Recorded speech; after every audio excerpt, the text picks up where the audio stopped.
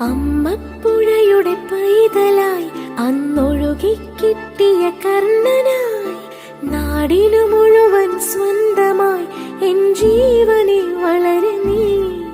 കുടിൽ മേയുവാൻ മുകിലുകൾ, അതിൽ മാരിവിൽ ചുവരുകൾ, നിനക്കൊരു കുടം കുളിരുമായി പുതുമഴ മണിമ